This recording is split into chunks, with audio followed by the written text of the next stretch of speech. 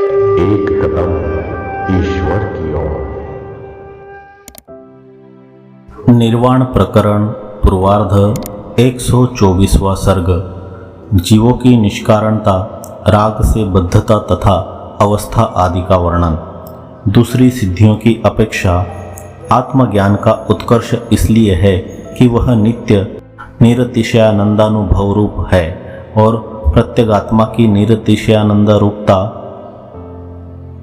इसलिए है कि वह ब्रह्म रूप है। इस बात को युक्तिपूर्वक सिद्ध करने के लिए ब्रह्म ही अपने स्वरूप की उपेक्षा से जीव रूप को प्राप्त करता है, यह कहते हैं।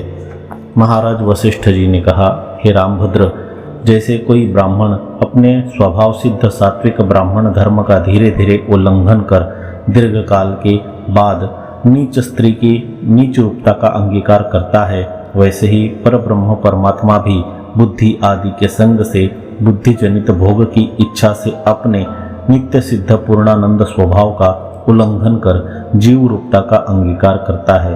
प्रत्येक सृष्टि में दो तरह के अर्थात उपाधि की प्रधानता से भोग्य और उपहित की प्रधानता से भोक्ता, यूं दो तरह के पदार्थ आविर्भूत होते हैं। वे दोनों तरह के पदार्थ माया में रहने वाले अनादि दो तरह की संस्कार परंपरा का अनुसरण कर रहे हिरण्यगर्भ के प्रथम स्पंद से उत्पन्न होते हैं और मिथ्या रूप होने के कारण वे किसी प्रकार की असली सामग्री की अपेक्षा नहीं करते।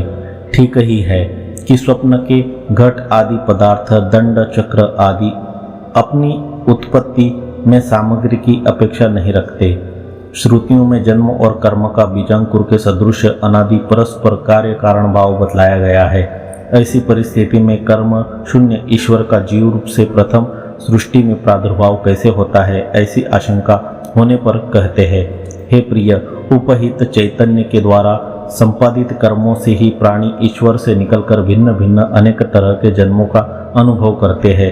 निष्कर्ष यह निकला कि ईश्वर को जीव रूप बनने में कर्मों की अपेक्षा नहीं होती, किंतु जीव रूप बन जाने के बाद शरीर आदि के उत्पादन में पूर्व देह आदि से जनित कर्मों की अपेक्षा होती है। जल में प्रतिबिंब पड़ने से सूर्य को चलन आदि क्रिया की आवश्यकता नहीं होती, किंतु सूर्य प्रतिबिंब को भिन्न भिन्न तरंगों में संक्रांत होने के लिए या तत्त तरंग आदि गत प्रतिबिंब के विकार का अनुभव करने के लिए उपाधि क्रिया की अपेक्षा होती है। यह नियम है। इसी नियम के अनुसार ईश्वर को प्रकृति में कर्म की अपेक्षा नहीं होती। उसी को स्पष्ट रूप से कहते हैं। जन्म और कर्म का परस्पर यह कार्य कारण भाव इसी तरह का है। समस्त जीव परमपिता परमात्मा से निष्कारण ही चले आ रहे हैं। परमपिता परमात्मा से निकलने के बाद उन जीवों के अपने अपने जो कर्म है वे सुख और दुख के कारण होते हैं तथा अपने अपने ज्ञान के अनुसार उत्पन्न हुआ जो संकल्प और विकल्प रहता है वही दुखादि जनक कर्मों का कारण होता है। भद्र, चूंकि इस संसार रूपी बंधन का एकमात्र संकल्प ही कारण है, इसलिए आप उसका परित्याग कर दीजिए, और चूंकि संकल्प का अभाव ही मोक्ष है, इसलिए आप संकल्प विनाश के अभ्यास में तत्पर हो जाइए।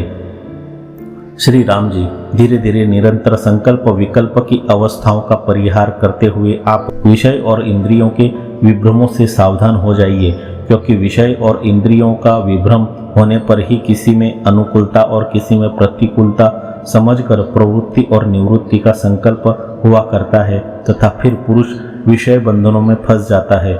इसलिए संकल्प की जड़ खोदने में सावधान होना परम आवश्यक है। राघव, न तो आप अपने को ग्राह्य विषय रूप समझिए और न ग्राहक इंद्रिय आदि रूप ही समझिए। आप समस्त विषयों की चिंता का परित्याग कर परम सीमा में विद्यमान रहने वाला जो साक्षी स्वरूप है तद्रूप बन जाइए। यदि असावधानी रखेंगे तो अनुकूल विषय में प्रीति अवश्य होगी। इस बात को दर्शाते हुए महाराज वशिष्ठ जी वैराग्य के अभ्यास की भी आवश्यकता बतलाते हैं। हे निष्पाप रामभद्र, जो इंद्रियों का समुदाय है वह जिस अर्थ की ओर निरंतर दौड़ता है उस अर्थ में राग द्वारा बद्ध हो जाता है। इसलिए उन अर्थों में राग न करने वाला पुरुष ही मुक्त होता है। राग और विराग का अलग अलग स्वरूप बतलाते हुए उनसे क्रमशः बंध और मोक्ष होता है, यह बतलाते हैं। हे श्री राम जी, इस संसार स्थिति में यदि आपको कोई चीज अच्छी लगती है तो आप बद्ध है, और यदि आपको अपने चित्त में कोई वस्तु अच्छी नहीं लगती है तो आप मुक्त है, यह जान लीजिए। इसलिए हे रामभद्र, तुच्छाति तुच्छ तृण से लेकर उत्कृष्ट से भी उत्कृष्ट हिरण्यगर्भ शरीर तक के जितने स्थावर जंगम रूप पदार्थ है उनमें से कोई भी आपको रुचिकर न हो। यह मान लिया कि उत्तम वैराग्य से भोक्तृत्व जनित बंध के ऊपर मनुष्य विजय पा सकता है, तथापि जीवित पुरुष स्नान भोजन आदि क्रियाओं का किसी तरह परित्याग नहीं कर सकता। ऐसी परिस्थिति में स्नान आदि क्रियाओं से जनित बंधन तो रहेगा ही।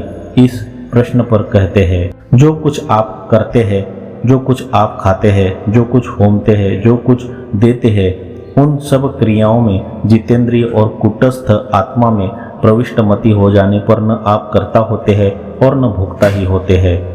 इष्ट वस्तु के वियोग से अनिष्ट की संभावना है और उससे उत्पन्न शोक से बंधन की प्राप्ति यो आशंका कर कहते हैं। जो उत्तम पुरुष है वे न तो गई गुजरी वस्तु के विषय में शोक करते हैं और न भविष्य के विषय में चिंता ही करते हैं। वे तो वर्तमान काल में जो कुछ कर्म प्राप्त हो जाता है उसी का यथावत अंगीकार कर लेते हैं। सब बंधनों पर विजय पाने के लिए एकमात्र मन पर विजय पाना ही उपाय है और मन पर विजय मन से ही हो सकती है, यह कहते हैं। हे श्री रामचंद्र जी, तृष्णा मोह मद आदि जितने हेय भाव है वे सब मन में ही गुंथे हुए रहते हैं। इसलिए बुद्धिमान पुरुष को अपने मन से ही मन को कुचल देना चाहिए। जिस उपाय के द्वारा मन से मन के ऊपर विजय पाई जाती है उस उपाय को कहते हैं। जैसे अति तीक्ष्ण लोहे से लोहा काटा जाता है, वैसे ही सब भ्रमों की भ्रांति के लिए अति तीक्ष्ण विवेक युक्त मन से दोष युक्त मन काटा जाता है। मन से मन पर विजय पाने में प्राप्त आत्माश्रय दोष का वारण करते हैं। मल हटाने का विज्ञान रखने वाले विद्वान लोग मन से ही मल को धो डालते हैं, अस्त्र से अस्त्रों का वारण करते हैं और विष से विष को दूर करते हैं। जीव तो मन से वेष्टित रहता है, उसमें से कितना अंश अलग करके मन से काट देना चाहिए यह बतलाने के लिए जीव के स्वरूपों का विभाग करते हैं। जीव के 3 रूप है, एक स्थूल, दूसरा सूक्ष्म और तीसरा परा। उनमें से इसका तीसरा जो पर रूप है उसका तो आप आश्रय कीजिए और बाकी बचे 2 रूपों को मन से काट दीजिए। उन्हीं रूपों को दिखलाते हैं। हाथ पैर वाला जो यह शरीर भोग के लिए निरंतर लालयित रहता है, वही यहाँ भोगार्थ इस जीव का स्थूल स्वरूप स्थित है। हे राम जी, संकल्प प्रचुर रूप धारण करने वाला तथा संसार स्थिति तक रहने वाला जो चित्त है, उस चित्त को ही इस जीव का अतिवाहिक दूसरा रूप समझिए। भद्र आदि और अंत से निर्मुक्त अबाधित चैतन्य मात्र समस्त विकल्पों से निर्मुक्त तथा समस्त विश्व का प्रकाश करने वाला जो रूप है वही इसका तीसरा रूप है, यह आप जानिए। हे राघव, यही परम पवित्र तुर्य पद है, इसी में आप अपनी स्थिति बांध लीजिए। पहले के 2 रूपों का परित्याग कर उनमें आत्मबुद्धि मत कीजिए। जागृत और स्वप्न में जीव के स्थूल और सूक्ष्म 2 रूप प्रसिद्ध है ही, उनका परित्याग कर देने पर भी तो जीव की भली भांति परिशुद्धि नहीं हो सकती। इसलिए जागृत, स्वप्न और सुषुप्ति इन तीनों अवस्थाओं से परे की जिज्ञासा करते हुए श्री राम जी पूछते हैं, हे मुनि नायक, जागृत, स्वप्न और सुषुप्ति इन तीनों अवस्थाओं में स्थित अर्थात संकीर्ण अतएव स्पष्ट रूप से न देखा गया तो तुर्य रूप है, उसे विशेष रूप से खूब अच्छी तरह विचार करके कहिए। महाराज वशिष्ठ जी ने कहा, हे रामभद्र, अहम भाव तथा सत और असत का त्याग करके जो आसक्त, सम और स्वच्छ स्वरूप स्थित रहता है वही तुर्य रूप है। जीवन मुक्तों में जिसकी अंतिम स्थिति है, जो स्वच्छ, समरूप और शांत है, जो व्यवहार काल में साक्षी की अवस्था प्रसिद्ध है, वही तुर्यावस्था कही जाती है। जागृत आदि अवस्थाओं से उसके सांकर्य का निवारण करते हैं। संकल्पों का अभाव रहने से यह अवस्था न जागृत है न स्वप्न है, और अज्ञान का अभाव रहने से यह न सुषुप्ति ही है। अद्वितीय तुर्य अवस्था जागृत आदि द्वैत काल में जीवन मुक्त को भी कैसे हो सकती है? यदि ऐसी कोई आशंका करे तो उस पर कहते हैं, सामने दिखाई दे रहा यह जो जगत है उसकी ज्ञान से हुई जो निवृत्ति है उसी को शांत एवं अच्छी तरह प्रबुद्ध हुए अर्थात ज्ञानी पुरुषों का तुर्य पद कहते हैं। यही संसार अप्रबुद्ध अर्थात अज्ञानी पुरुषों के लिए स्थिर रूप से अवस्थित है। अहंकार का त्याग होने पर जब समता की उत्पत्ति हो जाती है, तब जल में विलीन हुए नमक के टुकड़ों के समान चित्त के गल जाने पर तुरीयावस्था उपस्थित हो जाती है। हे देवोपम श्री राम जी, इसके अनंतर अब आप इस दृष्टांत को सुनिए जो मैं कह रहा हूँ। उससे प्रबुद्ध हुए भी आप और अधिक बोध को प्राप्त हो जाएंगे। किसी एक विस्तृत घने जंगल में महामौन धारण कर बैठे हुए किसी एक अद्भुत मुनि को देखकर बाण से विद्ध अतएव भागे हुए मृग के पीछे दौड़े जा रहे एक व्याध ने उस मुनि से यह पूछा, हे मुनि, मेरे बाण के द्वारा घायल हुआ एक मृग यहाँ आया था, वह कहाँ चला गया? इस तरह का उस व्याध का प्रश्न सुनकर उस मुनि ने उस व्याध को उत्तर दिया, हे साधो, हम जंगल के निवासी मुनि सब समान शिव वाले होते हैं।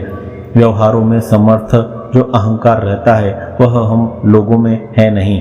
हे सखे, संपूर्ण इंद्रियों का कार्य अकेला अहंकार रूप मन ही करता है और वह मेरा मन निसंदेह चिरकाल से बिल्कुल गलित हो चुका है। जागृत, स्वप्न और सुषुप्ति नामक किसी भी दशा को मैं नहीं जानता। एकमात्र उसी तुरीय पद में मैं अवस्थित रहता हूँ जहाँ दृश्य नहीं रहता। हे राघव, उस मुनि श्रेष्ठ का ऐसा वचन सुनकर वह बहेलिया उसके अर्थ को न समझकर अपनी अभिष्ट दिशा की ओर चला गया।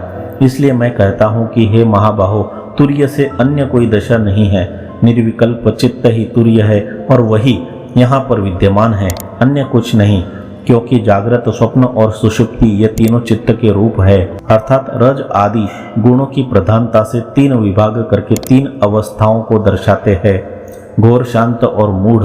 यूं तीन रूप से अपना चित्त यहाँ पर अवस्थित है। जागृत अवस्था का चित्त घोर है, स्वप्न अवस्था का चित्त शांत है और सुषुप्त भाव में स्थित है मूढ़ चित्त। रज आदि तीन गुणों वाली माया का उच्छेद हो जाने पर इन तीनों से हीन हुआ चित्त मृत है। योगियों के अवशिष्ट प्रारब्ध को भोग के लिए भस्म में शुक्लता की नाई मृत चित्त में केवल सत्वांश ही बच जाता है। रज और तम के अंश का तो लेश भी नहीं रहता, यह कहते हैं। जो मृत चित्त है उसमें एकमात्र सत्व ही भस्म में शुक्लता की नाई समरूप से स्थित रहता है। इसी का समस्त योगीजन समाधि के अभ्यास से बड़े यत्न के बाद उपार्जन करते हैं, क्योंकि वैसे चित्त में निर्मलता अधिक रहने से स्वात्म सुख का सदा ही आविर्भाव रहता है। हे रामचंद्र जी, समस्त संकल्पों के विलासों से मुक्त उस तुर्य पद में अपनी सांसारिक आत्मा को सब विकारों से शून्य बनाकर आप स्थित रहिए, जिसमें भली भांति स्थित रहकर अनेक बड़े बड़े मुनिजन भेद को शांत करके सदा ही मुक्त हो चुके हैं। 124वां सर्ग समाप्त।